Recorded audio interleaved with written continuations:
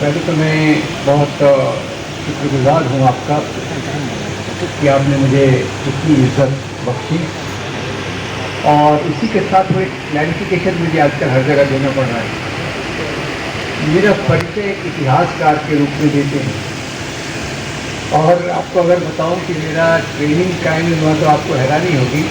मैं physician MD medicine पास किया, फिर ये इतिहास से मैं क्या उलझ पड़ा।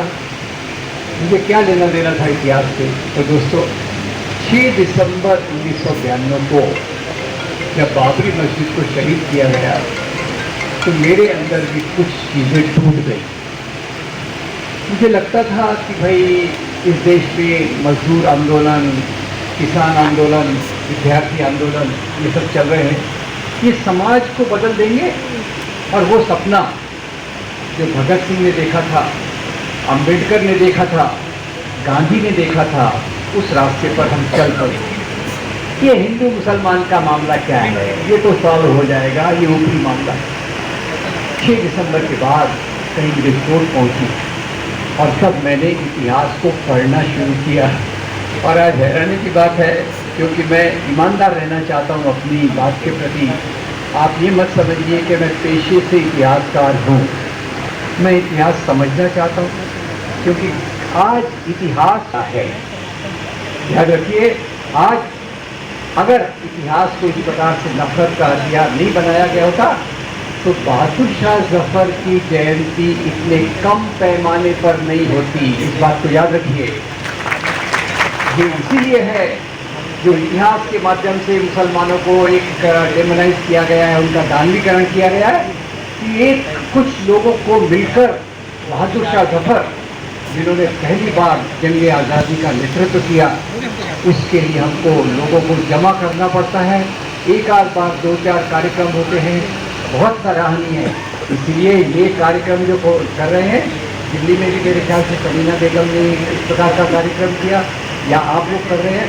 मैं आपका बहुत शुक्रगुजार हूँ कि आप एक बहुत बड़ी जो चीज़ को छुपाया जा रहा है और उसको सामने लाने की कोशिश कर रहे हैं। और दूसरी बात यह है कि फिर संदेश क्या है। मेरे पहले के वक्ताओं ने बहुत खूबसूरती से बहादुर शाह जफर का जीवन, उनका त्याग, किसानों का विद्रोह, दलितों का विद्रोह, दलितों की इसमें भागीदारी, याद रखिएगा, बहुत महत्वपूर्ण बात रविकांत जी ने कही। किसानों का उसमें पार्टिसिपेशन, कुछ राजा जो उससे असंतुष्ट थे उनका, और बहादुर शाह जफर का इस देश को एक देखने का जो सपना था, उसको जो लाने की कोशिश बहुत अच्छे तरीके से की गई है। मैं उस पर जाना नहीं चाहूँगा। क्योंकि वक्त कम है, मैं इस बात पर फोकस करना चाहूँगा कि आज बहादुर शाह जफर को याद करने में इतनी कंजूसी क्यों हो रही है। जिस व्यक्ति के लिए हमने खड़े होकर तालियां बजाना चाहिए, नियमित रूप से किताबों में उनका होना चाहिए, उनके ऊपर किताबें, उनका जीवन और उनका संघर्ष हमारे सामने आना चाहिए, उसको इतना कम क्यों आंका जा रहा है, उसके बारे में मैं बताना चाहूँगा। और वो मुख्य बात है, वही हमारी मुख्य राजनीतिक समस्या है। मुख्य राजनीतिक समस्या क्या है? एक तरफ से मुसलमानों को, इसी के साथ साथ क्रिश्चियंस को भी, यूपी में ज़्यादा नहीं पता होगा, पर जैसे मुसलमानों का दानवीकरण किया गया है, वैसे क्रिश्चियंस का भी शुरू हो गया। और ये तो दिखने वाली बात है, ये दिख रहा है। अरे वो जैसे अभी बहुत अच्छे तरीके से पहाड़ जी ने बताया, दाढ़ी टोपी है तो आतंकवादी है, और उस प्रकार की समझ जो पैदा कर दी गई है, ये समझ स्वाभाविक नहीं थी।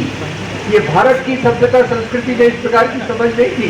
1857 के पहले देखिए, 20वीं शताब्दी के पहले देखिए, तो हिंदू मुसलमान यहाँ उसी प्रकार के प्रेम मोहब्बत से रहता था। जहाँ आप हिंदू ईद पे सेवइयों का आनंद लेता है, और दिवाली पर मुसलमान दिवाली के स्वीट को एंजॉय करता है। ये वही परंपरा थी, ये हमारी जो गंगा जमुनी तहजीब मिली जुली परंपरा थी, ये हमारे जीवन का एक मुख्य आधार था। अब उसको तोड़ा कैसे गया, यही सवाल हमारे सामने है।